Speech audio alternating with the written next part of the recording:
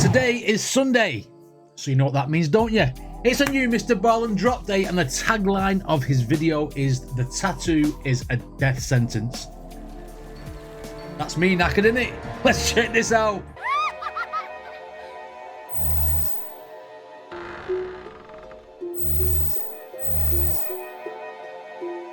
Okay, let's see exactly why this tattoo is a death sentence. Let's get it, Mr. Ballen. Today, I'm going to share 3 progressively more unbelievable stories. Oh, it's 3 stories. And at the end of each of them, I will share the photo or photos that are famously associated with them.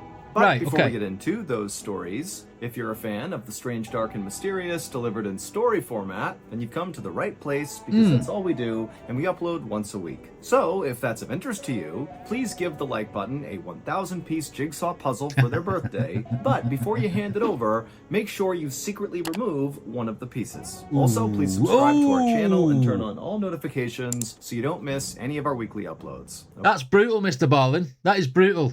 All them pieces, you get so far to the end, you're like, there's a piece missing. There is a piece missing. But you'd find out straight away if it was an edge piece.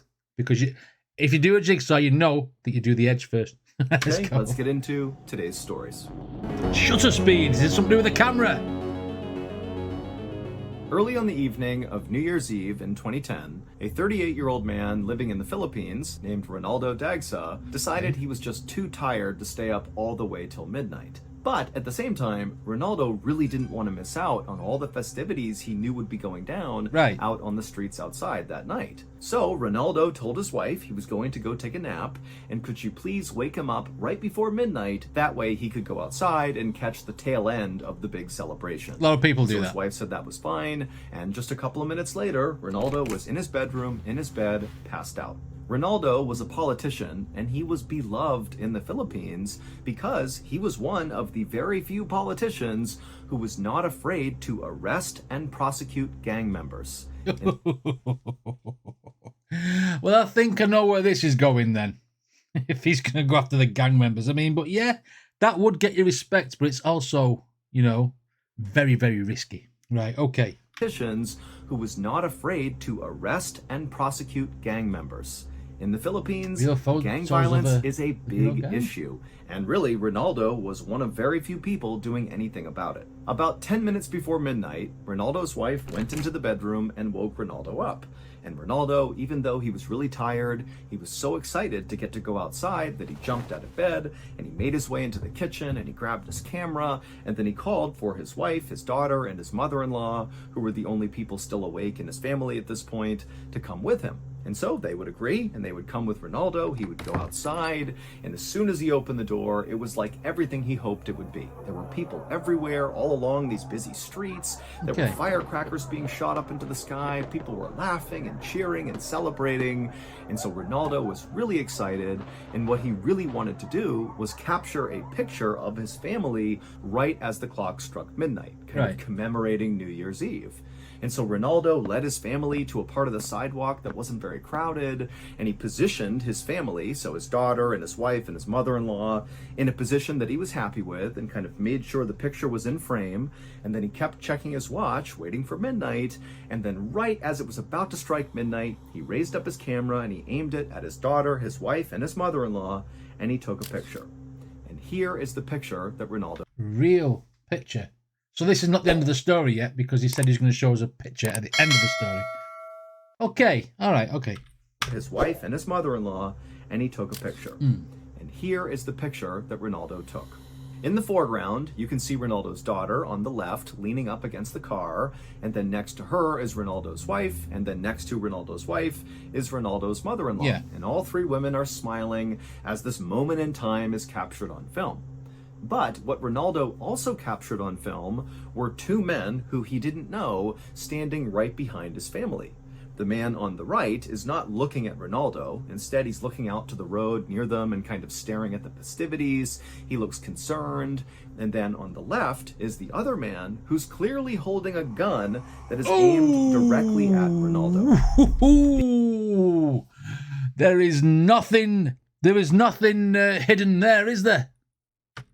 Oh my indeed. Who's clearly holding a gun that is aimed directly at Ronaldo.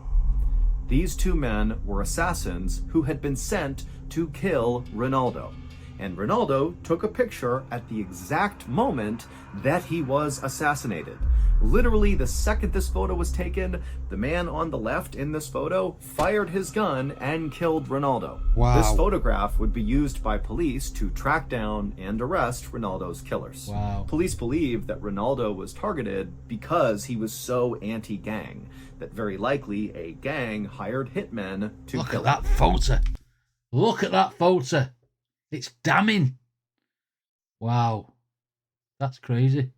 I mean, is it white on the front of the gun because he's took the picture as he's shot and that's the fire like coming out the gun? You know what I mean? Or is that just like the flash of the camera like just reflecting off the gun? That is, oh my God. Right in front of his family and all though. I mean, I suppose as soon as the fireworks went off, I suppose shooting a gun you wouldn't hear it. Wow. Whew. Okay, so inkling. I've got an inkling about something. On a Friday afternoon in late August of 2008, a homicide detective in Los Angeles, California, named Kevin Lloyd, grabbed a cup of coffee from the break room and then made his way to his office, and he sat down at his desk. Detective Lloyd had already had a very difficult week, but now he had all this paperwork on his desk that he basically had to go through right now. He had put it off for too long. It was the end of the week, and so today was the day. Last thing you want to do, that, Detective Lloyd took one more sip of coffee and then began sifting through all the papers. Now, this paperwork that Detective Lloyd was charged with going through was really just a huge stack of biographical information about gang members in and around Los Angeles. Basically, any time a gang member got arrested for anything, could be super minor, their information was added to this big dossier of biographical information. And it was the job of the homicide detectives to periodically basically go through all of this information and just kind of make sure you're up to date with what gang members were doing in and around the city. And so it's not even for something, this is periodically just to keep yourself educated. I mean, wow. That's the horrible side of detective work. Not going out onto the scene trying to find places or trying to find evidence or, you know, like scouting the area. This is like sitting at home in a desk with a load of paperwork, just reading. Oh, I can't think of anything worse. To periodically basically go through all of this information and just kind of make sure you're up to date with what gang members were doing in and around the city. And so this was highly monotonous work, but it was necessary. So Detective Lloyd continued to flip through all these pieces of paper, and as he did, he slammed his cup of coffee, doing his best not to fall asleep from boredom. But after about 30 minutes, Detective Lloyd turned the page, and suddenly something he saw immediately stood out to him. And for about 30 seconds, Detective Lloyd just stared at the paper, having no idea what to make of what he was seeing. Okay. And what he was seeing was basic biographical information of a small-time gang member named Anthony Garcia, who had recently been arrested for driving with a suspended license. He looks a bit like Thingy. In the face, he looks a bit like Edward Furlong in when he was in like American History X, just with short hair instead of the long hair. Wow, okay. Named Anthony Garcia, who had recently been arrested for driving with a suspended license. Now, to this point, many other detectives had seen this document about Anthony Garcia, and they hadn't thought anything of it. But when Detective Lloyd looked at this page about Anthony Garcia, a photo of Anthony immediately stood out to the detective. But before Detective Lloyd was prepared to run to his boss and tell him about this huge discovery he had made, he thought, you know what, I need to do a little bit more digging because this could totally be wrong. So Detective Lloyd left the paperwork on the desk, he put his coffee down, and he walked his way out of the office and down to the room in the police department where they stored all of the files for all the unsolved murder cases. Wow, okay. And so Detective Lloyd, he goes in there and he begins walking up and down the rows until finally he found the case that he was looking for. He grabbed it and he walked back to his desk, he sat down, and he began to read it. Now, this unsolved murder case, which was from 4 years ago in 2004, did not appear on the surface to have anything to do with Anthony Garcia. But Detective Lloyd was reasonably sure that there were details in this unsolved murder case from 2004 that would prove his theory about Anthony Garcia. Okay. The file that Lloyd was reading described a murder that took place on January 23rd, 2004. That night, a 23-year-old man named John Juarez was standing in front of this liquor store called Mr. Ed's Liquors, which is located in a small neighborhood in Los Angeles. John was a devoted father to a 4-year-old girl, and he was also a devoted member of a gang. But on this particular evening, John was not doing anything criminal in front of this liquor store.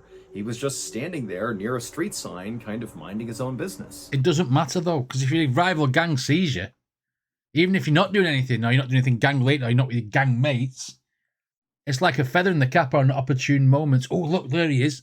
Do you know what I mean? Of this liquor store. He was just standing there near a street sign, kind of minding his own business. But at some point, 2 men walked up to John and asked him where he was from, but before John could even answer, one of these 2 men drew a gun and began firing shots into John, and one of those rounds struck him in the head and killed him. Now, after Lloyd had read through this file and the description of the murder several times and felt confident he had gotten all the information he could, he still wasn't sure if this was enough to prove his theory about Anthony Garcia. Right. So he decided he would actually go to the liquor store where this murder happened and see it for himself. And so Detective Lloyd, he hopped in his car, he drove to Mr. Ed's Liquors, he parked in the parking lot, and he just looked around. He kind of scanned around the whole area. He took in the shape of the parking lot. He looked at the doors on the liquor store to kind of look at the size and the shape. He also saw the nearby street sign that John had been standing near when he was shot and killed. And so finally, after looking all around and feeling like he had seen all that he needed to see, Detective Lloyd felt more sure than ever that his theory about Anthony Garcia had to be correct. How? How is he? How? Mr. Bond's not told us the facts. It's pickling my head because I don't know where he's going with it. Because of what is obvious here. Because it happened a while back.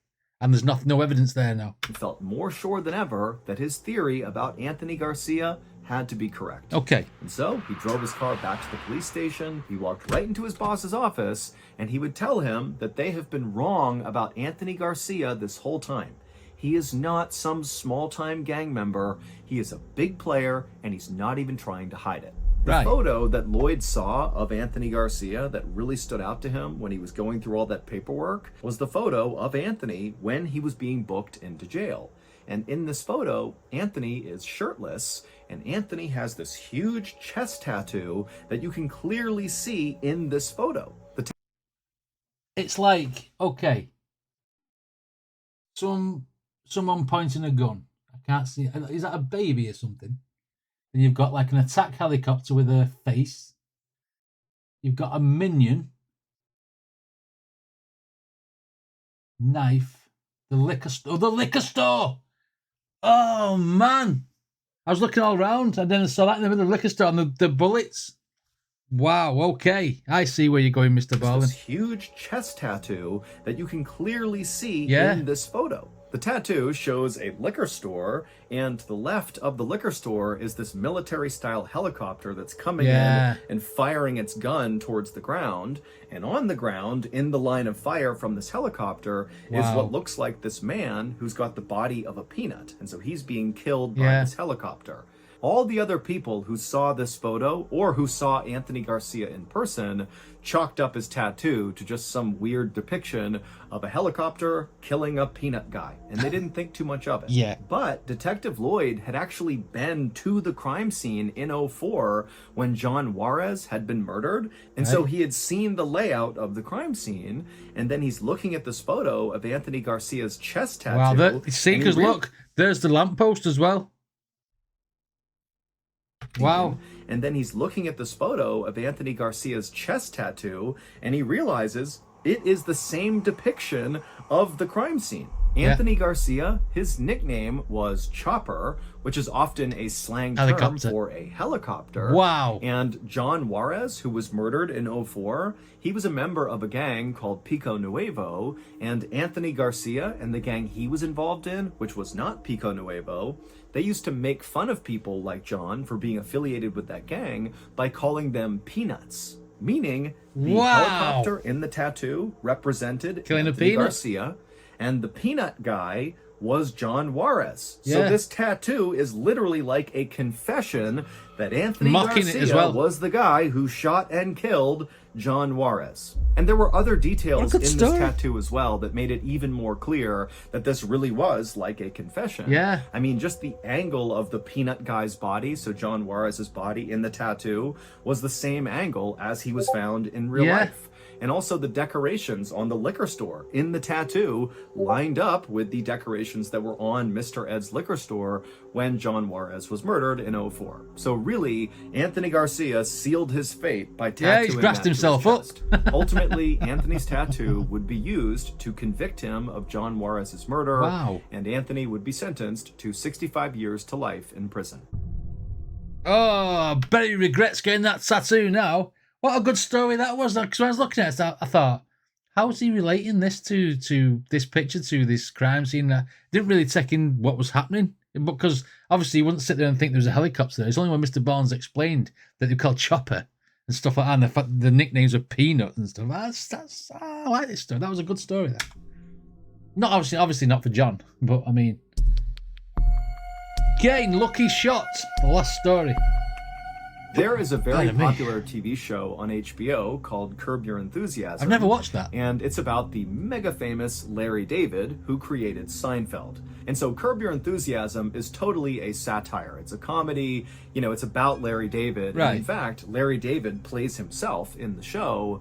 But Larry David in the show is a very exaggerated version of himself in real life. But the show is shot to look like it's almost biographical, but it's not. It's totally comedy. Apparently, in real life, Larry is known for getting into kind of funny, awkward situations, often that he brings on himself. And so on the show, basically every episode, Larry David finds himself getting into totally absurd situations that just get worse and worse and worse because Larry just makes all the wrong decisions. And so it's a really funny show. However, that's obviously relevant to where this story's going.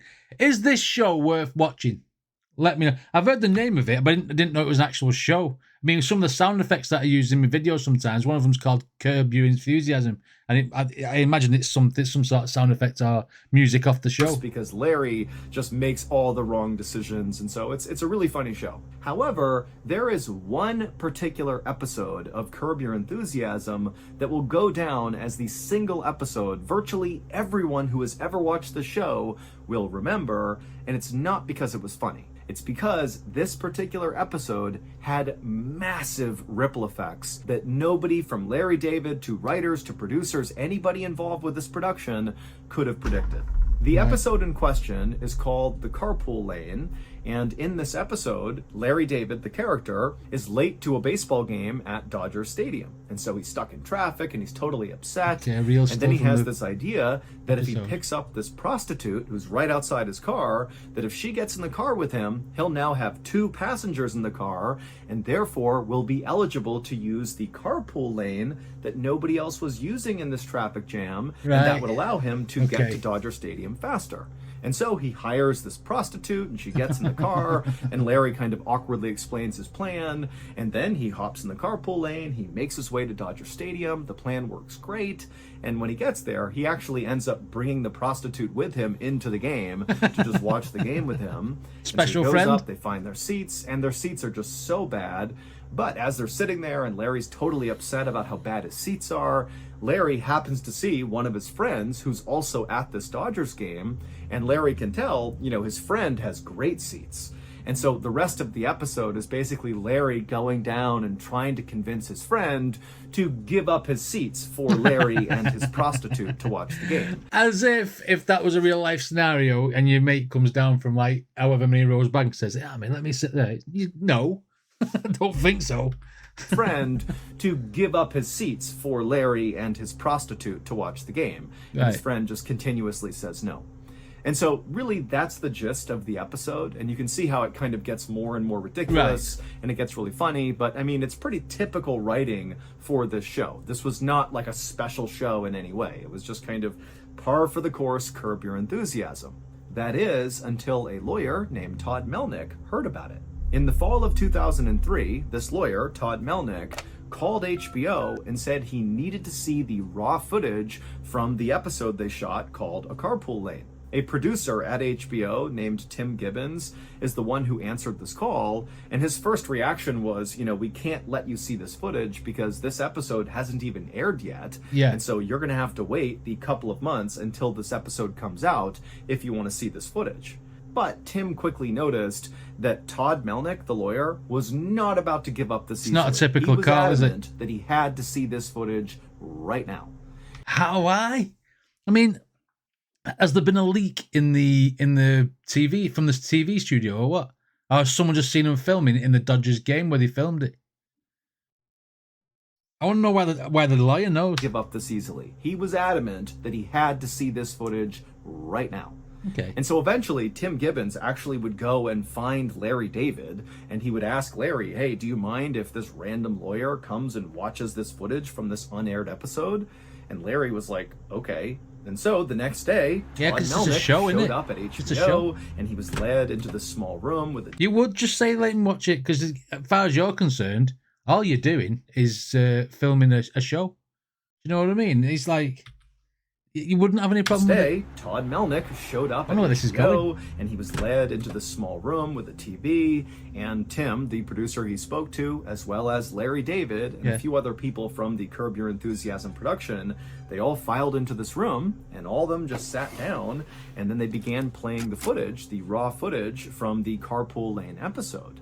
And as they watched this footage, which was hours and hours and hours long, the lawyer, Todd Melnick, is watching the footage and just kind of slumping into his chair, just seeming like what he was watching was making him more and more unhappy. That clearly, he was looking for something and he was not seeing it in this footage. But finally, when one of the producers put in the 5th and final tape of raw footage from this episode, Todd Melnick, as he's sitting there watching the footage, which looks basically like Larry walking up and down the steps at Dodger Stadium over and over again, and him also walking in and out of his aisle. They reshot the scene of him sitting down inside of his crappy seats. Todd's watching this over and over again, and then suddenly he sits up and he points at the screen and goes, right there! It would turn out Todd Melnick was investigating a murder case. The murder happened on May 12th, 2003. A 16-year-old girl named Martha Puebla was standing in front of her house in a neighborhood in Los Angeles when she was shot by gang members because apparently a rumor had gotten out that Martha was snitching on gang members, and so she was killed. And the police actually had already made an arrest in this murder. They had arrested a guy named Juan Catalan. Juan's brother, Mario, was on trial for a different murder, and just 2 weeks before Martha's murder, Martha testified in Mario's case. And who was in the audience listening to Martha's damning testimony about Mario? Well, Mario's brother, Juan. And so prosecutors believed this was the motive for Juan to kill Martha. Also, there was an eyewitness to Martha's murder, and the sketch artist who worked with this eyewitness came up with a composite sketch of Martha's killer that looked exactly like Juan. And so now Juan was potentially facing the death penalty if he was found guilty. But Juan was adamant that he did not kill Martha, and on the night of her murder, he said he was at the Dodgers game where they were filming a Curb Your Enthusiasm episode. Ooh! So this lawyer is acting on Mario's brother's behalf, Mario's behalf, and he's checking his alibi. Oh, right, okay. What a coincidence. It was at the Dodgers game where they were filming a Curb Your Enthusiasm episode. But nobody believed him except for his lawyer, Todd Melnick, who called HBO, got access to all that unseen footage from the episode, and after watching for hours and hours and hours, finally that 5th tape goes in, and sure enough, Todd Melnick watched as his client, Juan Catalan, strolled right into frame and sat down with his daughter. Wow. Turn out, Juan was telling the truth the whole time. He did not kill Martha, and Curb Your Enthusiasm proved it. Shortly after this discovery, Juan would be released from prison, and he would receive a settlement of $320,000 from the city of Los Angeles and the police. As for Martha, the police... He got instantly rich for no reason, for going to a game. You can accuse me of what you want if you're going to pay me that amount. But I suppose it's all for all the trauma and like the character assassination and stuff. But hey, kudos to that lawyer. ...dollars from the city of Los Angeles and the police. As for Martha, the police were able to eventually track down 4 people who were involved in her murder, and all 4 would be convicted and sent to jail for life.